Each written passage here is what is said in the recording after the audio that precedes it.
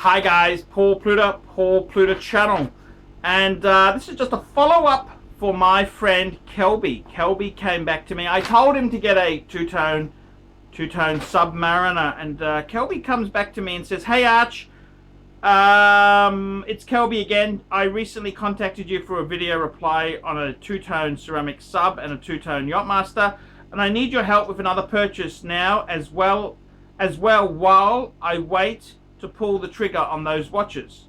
I found a Breitling B01 Chronomat stainless steel with blue dial circa 2011 with box and papers for $4,000. Would you say that's a solid investment that I can flip? I want to get into wheeling and dealing, but I need to rely on you, the Pontiff expertise, so I don't make a bad move this early on. Sent you $20 for your assistance with this dilemma." Now, he said I didn't have to make a video, but I just wanted to throw it out there and make a vid because he's a cool guy. Kelby's a cool guy. So I told him to get a two-tone Submariner, but he's asking me, what do I think? Breitling B01, Chronomat, stainless steel, blue dial. Whew, I gotta be honest with you. If you want to be a mini dealer, I love mini dealers. You know, I'm kind of a mini dealer myself there. Quick, wristwatch check. I'm wearing today, what am I wearing? The Zenith. I'm wearing the Zenith. El Primero. There we go, El Primero. Guys, what do I think of Breitling? I love Breitling. Breitling is a cool brand. I love it.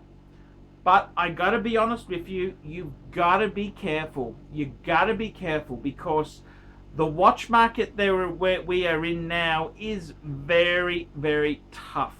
Okay, the brands, it is basically Rolex. Would I buy the B0? The B01 movement is a fantastic movement. The Chronomat's not really to my style. I prefer the Navi timer. But would I get that at 4,000? No. I think I wouldn't say it's ridiculous money, but the whole Breitling line is incredibly soft. If you want to flip something, you've got to make sure you can flip out of it just as easily. And this is the problem with Breitling themselves there. They recently got taken over by a hedge fund who seems more concerned about return on investment rather than building a good brand. So Breitling has done some really fucking stupid things lately. I do love my Breitlings. I do. I think it's a good brand. Let's face it. Breitling in recent times has done a swap with Tudor. Tudor is the subsidiary of Rolex, where Breitling is using the Tudor movement from the Black Bay in their Super Ocean Heritage line. They've done some intellectual property swap where Breitling is supplying the B01 to Tudor. So, I mean, if Rolex is in bed with Breitling, well, Tudor's in bed with Breitling, you've got to say, well, this is a very, very good company. And it is they're a great brand. However, the market for Breitling pre-owned is fucking soft. It is very, very soft. I would be very, very careful in buying a Breitling for investment, okay? And I understand the genre. I've been there myself, okay? I have been there myself. I buy a few Breitlings, I buy a few, and then I can flick them. Now, I got to tell you, in recent times, a good friend of mine, Scotty, he bought a PAM 111. Box papers, it was a beautiful piece. Guess what? When it came to selling it, I couldn't fucking give the thing away. It was very soft. Not because it's a terrible watch. The price was, in the end, Scotty, he ended up discounting it by $1,500. Yeah, after he paid a small commission to me, he lost $1,500. Now that's what can happen. You buy the wrong piece, It's going to be terrible. The watch market is terrible. My advice is be very, very careful unless you want to live with the watch long term. Rolex is the only brand which is really so flippable. So I would... Kirby said to me it's $4,000. See, $4,000 is still a lot of money. It's still a lot of money. I had a good friend of mine, Marky. You know Marky? Marky's a good friend. And Marky, he actually had he had an Avenger, a Breitling Avenger 2. And he wanted me to help him sell it. And I said, yeah, sure, Marky, I'll help you out. I said to him, he said, it's an Avenger 2. It's on a bracelet. And I said, look, let's have a look at Chrono 24. We went on Chrono 24, and I said to him, Marky, 4,000 Aussie for a Avenger 2. I said, you're going to have to give me a little bit of a kickback. I said, are you going to happy with mid to high threes? Aussie, we're talking Aussie dollars here. And I just told him, I said, look, very soft piece. I said, I think 4,000 Aussie is the money, less the commission for me, probably better for you to keep. I don't want to overpromise. The watch market is hard for non-Rolex. That's the truth. So my advice to Kirby is normally I love these mini dealers. I love mini. I've done a bit of mini dealering myself, and it's very hard to I get it. I love playing with watches. I love them. I love watches. I love watches myself. I love dealing. You know, you buy and sell a bit. But the truth is, if you want to go into the market, you've got to understand what the market's like. Now, Chronomats themselves, I've never really been a big fan of the Chronomat. I've always kind of shied a bit away from it. But I got to be honest there.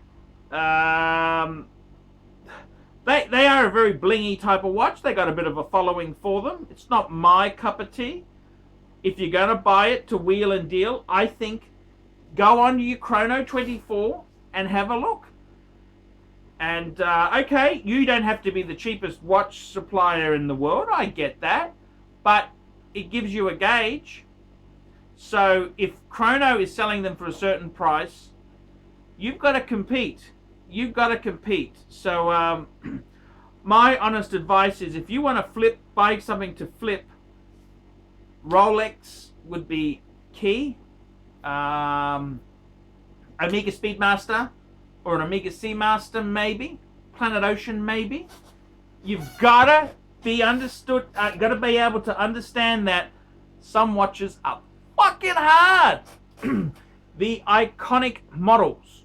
For example, I got my Zenith El Primero. Well, that's their flagship model.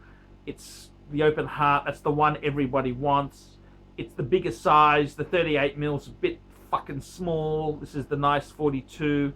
It's a cool piece. I wouldn't be buying another person's problems. That's what you've got to remember. When you buy something secondhand, if it doesn't move, what are you going to do? Are you going to be so pushed you're going to have to just keep it? Or are you going to discount it? And the honest truth is, this guy here, Kirby, I've already told him, the worst thing that could happen is he gets himself a two-tone Submariner, bluesy, gets himself the Breitling. Breitling doesn't move. Hard times come, he needs some money for another opportunity, and he sells the fucking Rolex Sub. Ooh, that's what can happen. That is the reality. So I would say be careful. Enter this market carefully. Don't rush in. Don't rush in. Just be careful. Be careful. And just take your time, because you fuck this up, you fuck it up, you learn a very valuable lesson. And that's the watch market is Rolex, Rolex, Rolex. I love the variety, but I'm sticking to the icons.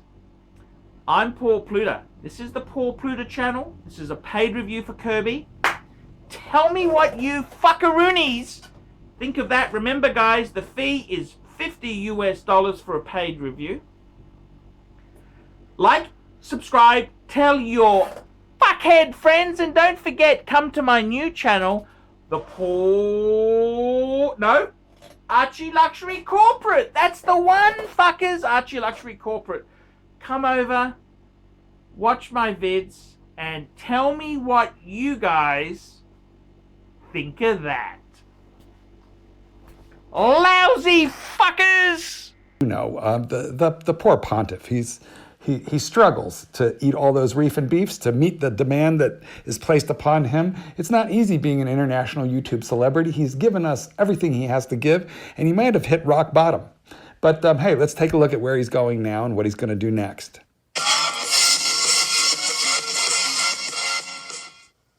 Hi guys, ArchieLuxury Corporate, the latest YouTube ArchieLuxury sensation. Well guys, what's happened? Well, I'm starting a clean, fresh channel. That's right, this is ArchieLuxury Corporate. And in this channel here, I want to increase the professionalism. I want to increase the professionalism of the ArchieLuxury channel.